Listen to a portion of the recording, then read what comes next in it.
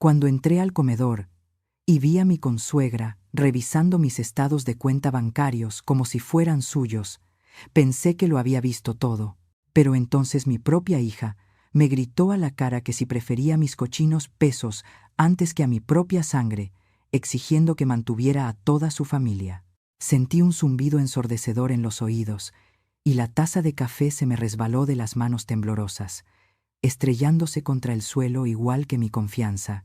Creyeron que por ser viuda agacharía la cabeza, pero ese fue el instante exacto en que decidí que nadie volvería a robarme mi dignidad. Antes de contarte cómo recuperé el control de mi vida, suscríbete al canal y activa la campanita para no perderte desenlaces impactantes como este. Esta historia es vital para cualquier madre que sienta que están abusando de su bondad y esfuerzo. Te aseguro que el final te dará la valentía que necesitas, así que acompáñame hasta el último segundo. Soy doña Rosario. Tengo 63 años y vivo en Morelia, Michoacán, donde levanté mi casa vendiendo corundas. Toda mi vida creí que el amor de madre no tenía límites ni condiciones. Nunca imaginé que tendría que aprender a la mala que a veces amar también significa cerrar la puerta. Nada se compara con el sonido de la masa entre las manos, ese clap, clap, clap rítmico que he escuchado desde que era una guacha y veía a mi abuela torteando en el patio de tierra. Hoy es domingo, y se supone que debería estar descansando, con la cocina económica cerrada y el letrero de nos vemos mañana colgado en la reja. Pero para mí, el descanso no es estarme quieta. Para mí, la paz es esto: tener el comal bien caliente y sentir cómo el olor a maíz nixtamalizado se va mezclando con el aroma picosito de los chiles toreados que ya están sudando dentro del molcajete. Estaba yo ahí, en mi propia gloria, disfrutando ese momento de soledad donde el vapor de la olla de barro me empañaba un poquito los lentes y sentía que la casa respiraba conmigo. Es mi templo, mi esfuerzo de tantos años convertido en 4 paredes que huelen a leña, a canela y a hogar limpio. Estaba tan concentrada viendo cómo se inflaba una tortilla, señal de que el que la coma se va a casar, según dicen las viejas, que casi no escuché el motor del carro que se frenó de golpe justo enfrente del portón. Pero el portazo sí lo oí. Marisela, mi hija la más chica, tiene una forma de cerrar la puerta del coche que retumba hasta en los cimientos de la casa, como si estuviera enojada con la vida. Me sequé las manos en el delantal bordado, pensando que seguro venía con los nietos a buscar el almuerzo, y me acomodé el pelo canoso detrás de las orejas. Vea pues, pensé, ojalá haya traído el postre o unos refrescos, porque con el calor que hace en Michoacán a esta hora, se antoja algo fresco y yo no hice agua de sabor. Pero cuando abrí la puerta, la sonrisa que ya tenía preparada se me quedó congelada en la boca. No venía con los niños. Bajó del carro resoplando, con el ceño fruncido y sin voltear a verme. Y lo peor no fue eso, sino ver quién bajaba del lado del copiloto. Era doña Lupe, su suegra, esa mujer que siempre me ha mirado por encima del hombro, como si mis corundas no fueran lo suficientemente finas para su paladar, aunque bien que se las come cuando son regaladas. Venía abanicándose con la mano, con esa cara de mártir que pone cuando hace calor, y ni siquiera hizo el intento de saludar. Lo que me hizo sentir un hueco frío en la boca del estómago no fue la falta de educación, porque a eso ya estoy acostumbrada con la familia de mi yerno. Lo que me alertó fueron las maletas. Marisela abrió la cajuela y empezó a bajar bultos. No eran mochilas de visita de fin de semana. Eran 3 maletas de esas grandotas, rígidas, de las que tienen llantitas, y venían acompañadas de un montón de bolsas de plástico negras amarradas a la carrera, de esas donde uno echa la ropa cuando sale huyendo. Sentí un piquete en el pecho, esa intuición de madre que rara vez se equivoca y que te avisa que la tranquilidad de tu domingo está a punto de terminarse. Marisela entró a la casa empujando una maleta con el pie y cargando otra, pasando por mi lado sin siquiera darme un beso. Doña Lupe venía atrás, arrastrando los pies y quejándose de que el sol estaba insoportable, caminando directo hacia mi sala como si fuera la dueña. Soltaron los triques en mi piso recién trapeado, invadiendo mi espacio, mi silencio y mi orden. Se sentaron en el sofá, resoplando, y se quedaron esperando a que yo hiciera algo. Ni un buenos días, mamá, ni un cómo estás, doña Rosario, ni mucho menos un traje pan dulce para el café. Nada. Solo llegaron y ocuparon el espacio con una pesadez que se sentía en el aire. Yo me quedé parada en el marco de la puerta de la cocina, sintiendo cómo se me secaba la masa en los dedos. Intenté no pensar mal.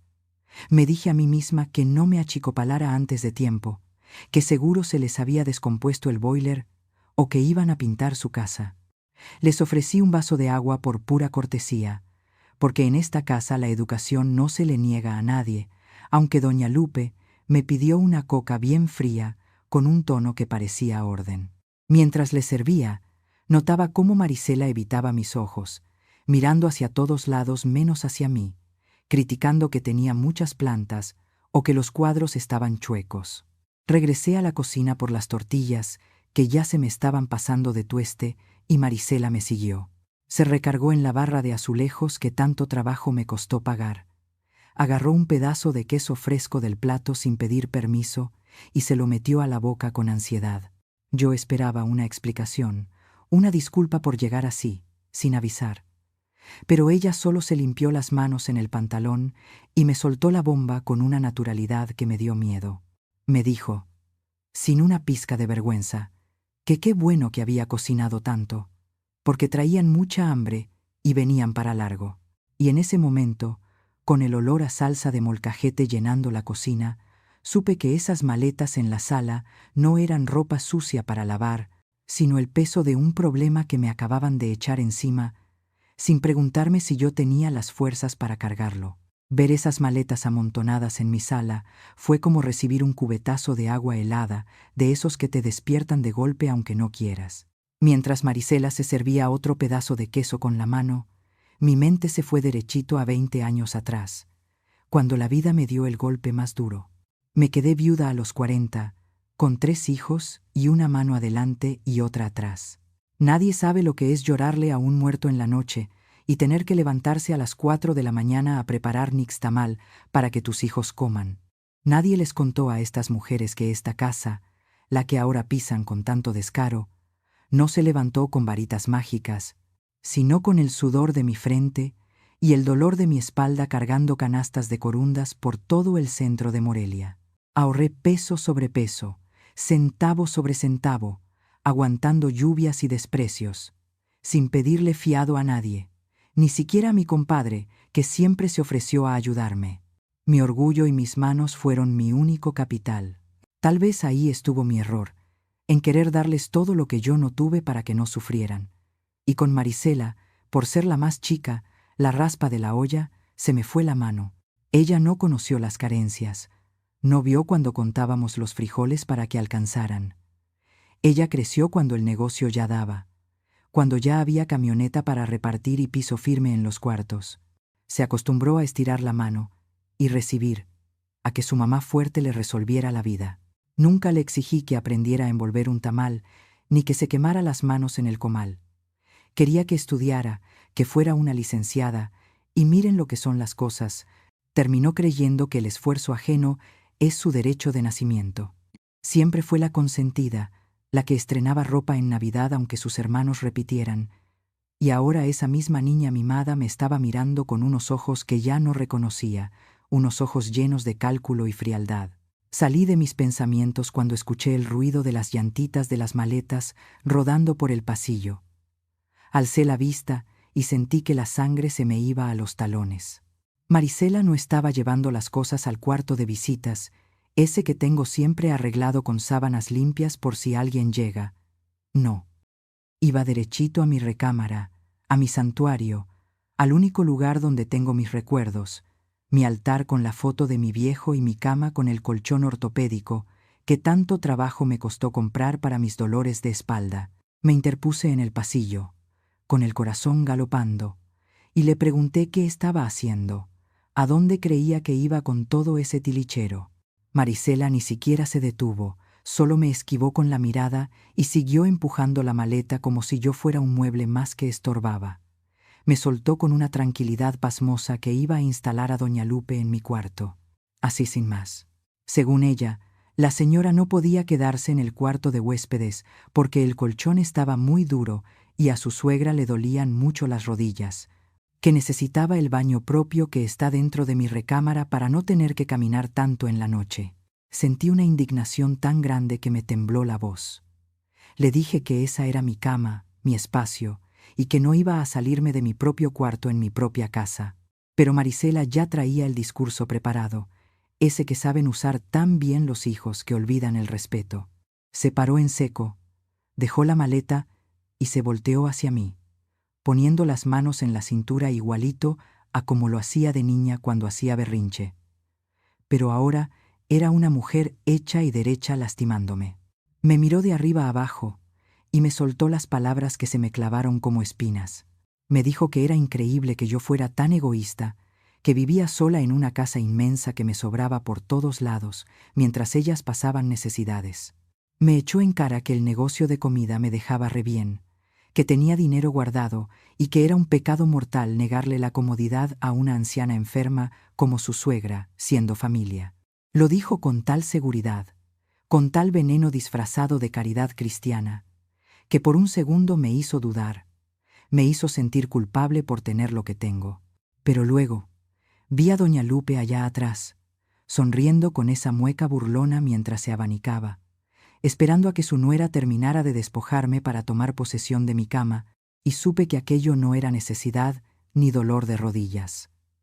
Era un asalto en despoblado, y la ladrona era mi propia sangre. Traté de calmarme yendo a la cocina a prepararme un café de olla, de ese negro y cargado que me despierta el alma, pensando que tal vez si dejaba pasar un rato, la sangre me dejaría de hervir en las venas.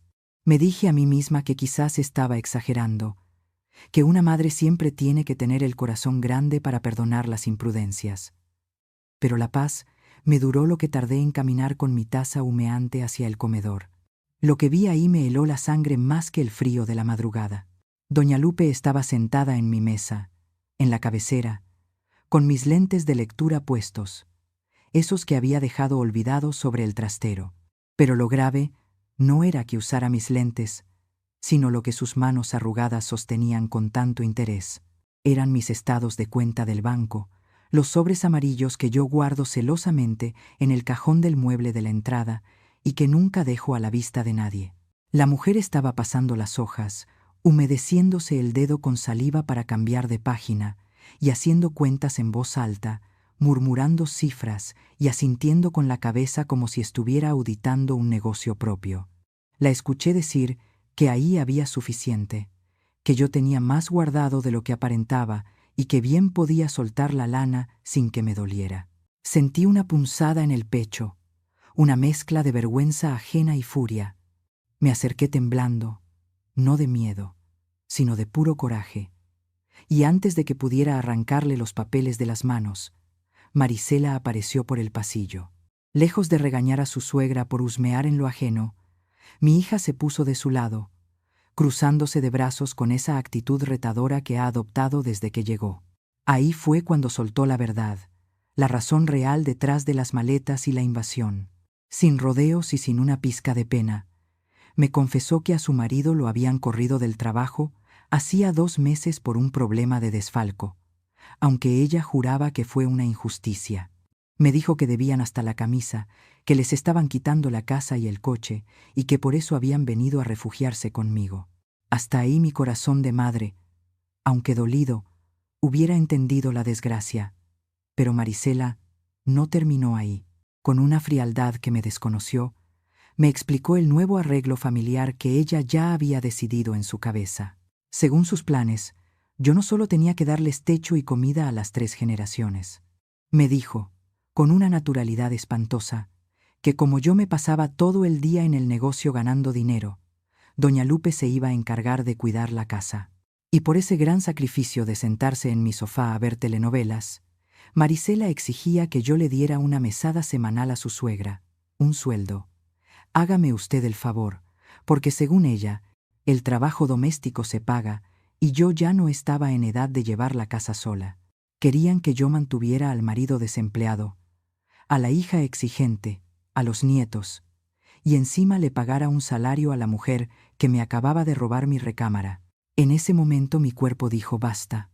Sentí un zumbido fuerte en los oídos, como si tuviera un enjambre de abejas dentro de la cabeza. El calor se me subió de golpe al cuello, y las manos me empezaron a temblar sin control, un temblor feo, de esos que no se quitan apretando los puños. La taza de barro que traía en la mano se me resbaló de los dedos sudorosos y se estrelló contra el piso, salpicando de café negro y pedazos de barro mis zapatos y los de doña Lupe. El estruendo nos cayó a todas, pero yo no podía dejar de temblar. No era por el dinero. Gracias a Dios y a mi lomo partido nunca me ha faltado para compartir. Era el descaro. Era ver cómo mi propia hija, esa a la que le cambié los pañales y le pagué la carrera, me estaba viendo no como a su madre, sino como a una vaca lechera a la que hay que exprimir hasta la última gota. Me dolió en el alma darme cuenta de que para ella mi esfuerzo de años no merecía respeto, sino que era un botín que ella sentía que le pertenecía por derecho, confundiendo mi amor incondicional con una obligación de mantenerle sus caprichos y hasta los de su suegra. Me tuve que agarrar del respaldo de la silla porque sentí que el suelo se me movía, mientras Marisela, en lugar de preguntarme si estaba bien, solo bufó molesta por el café derramado en el piso. Después del incidente en la cocina, me encerré en el baño un momento, no para llorar, sino para lavarme la cara y quitarme el temblor de las manos con agua fría. Ahí, mirándome al espejo, vi a la Rosario que vendía corundas bajo la lluvia, esa mujer que no se doblaba ante nadie, y decidí que esa mujer no iba a dejar que la despojaran en su propia casa. Salí con el paso firme y marqué un solo número, el de mi compadre Jacinto. Él no es solo el padrino de bautizo de Marisela, es un abogado de los de antes, de los que saben que la ley y la decencia van de la mano. Le dije que viniera para la cena, que necesitaba que su ahijada escuchara unas verdades delante de un testigo que impone respeto. Cuando llegó la noche, el ambiente en el comedor se podía cortar con un cuchillo.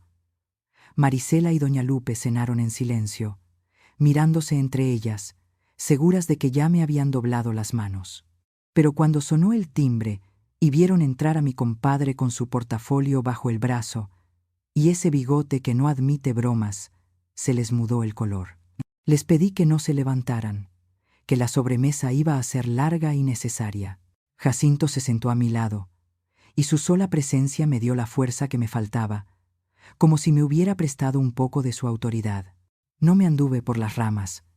Con la voz más serena que pude encontrar, les dije que había revisado la situación y que la propuesta de mantenernos a todos y pagarle un sueldo a doña Lupe era una falta de respeto inaceptable. Marisela saltó de la silla como si tuviera un resorte, con la cara roja de coraje. Empezó a gritarme ahí mismo, delante de su padrino, acusándome de ser una madre desnaturalizada. Me lanzó la pregunta como si fuera una pedrada, diciéndome que si acaso prefería mis cochinos pesos guardados en el banco antes que el bienestar de mi propia hija, que si el dinero valía más para mí que su propia sangre.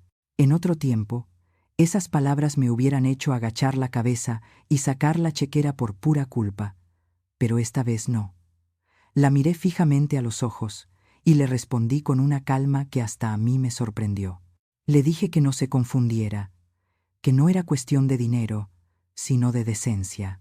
Le solté que prefería 1000 veces mi dignidad y mi paz mental que pasar el resto de mi vejez manteniendo parásitos que, lejos de agradecer, exigen como si fueran dueños. La palabra parásitos resonó en las paredes del comedor, y vi como doña Lupe abría la boca indignada, llevándose las manos al pecho como si le hubiera dado un infarto.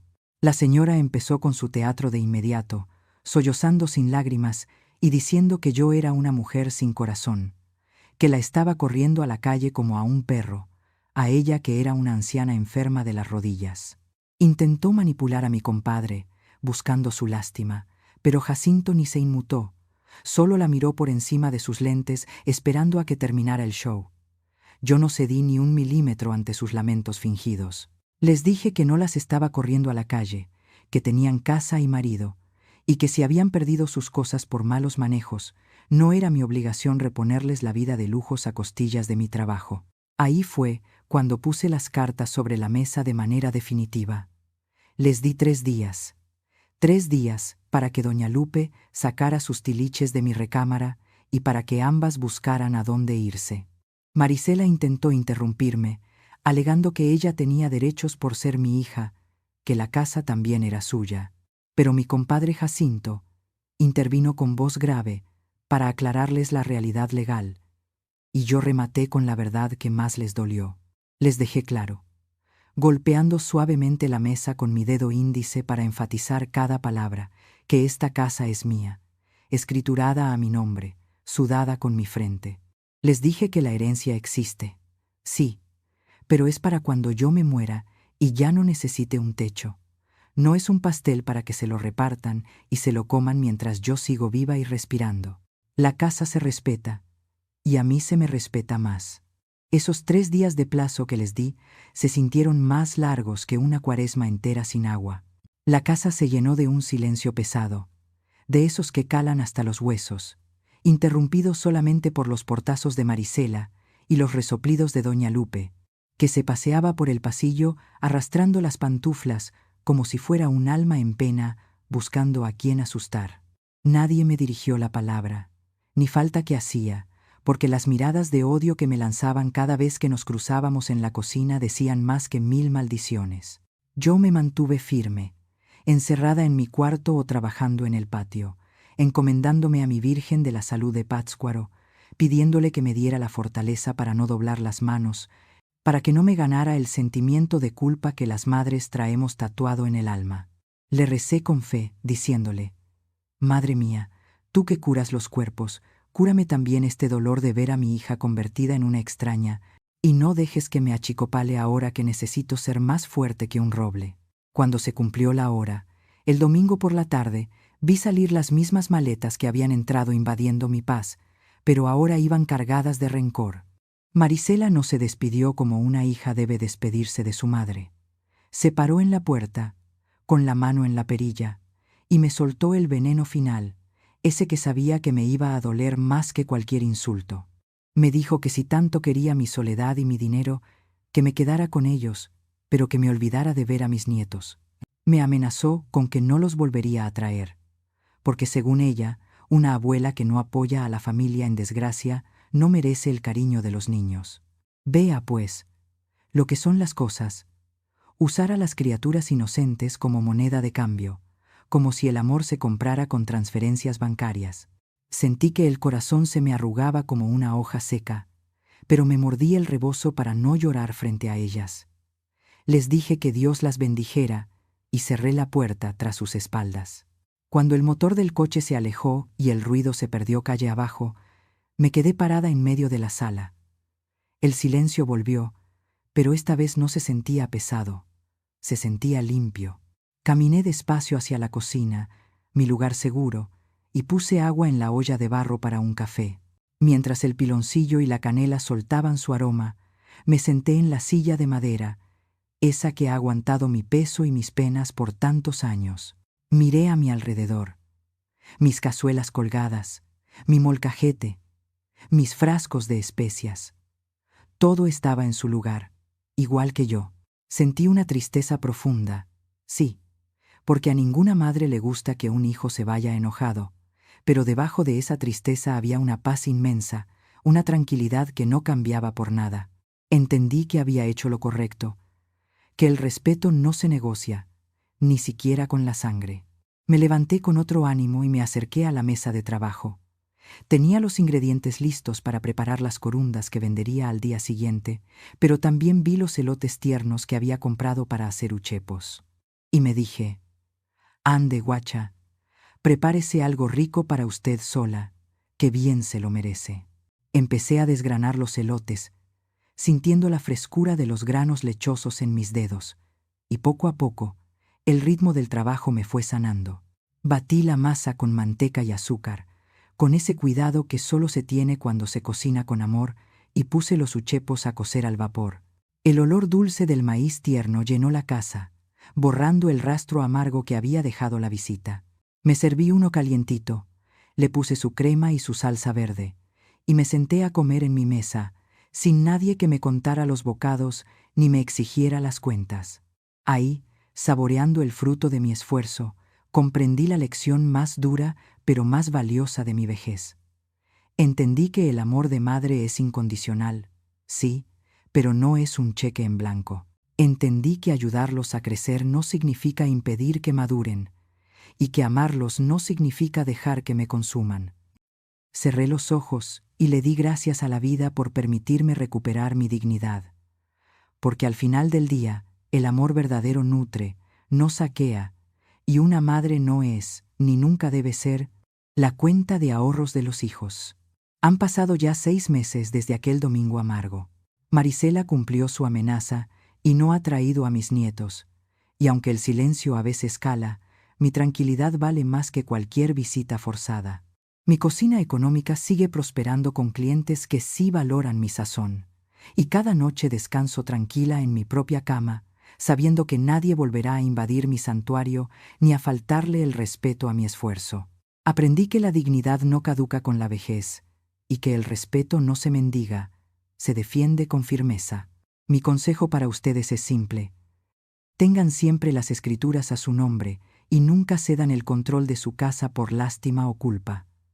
El amor verdadero no exige sacrificios que te anulan. ¿Y tú? ¿Alguna vez has tenido que cerrar la puerta a un hijo para proteger tu paz mental? Los leo en los comentarios. Doña Rosario, 63 años.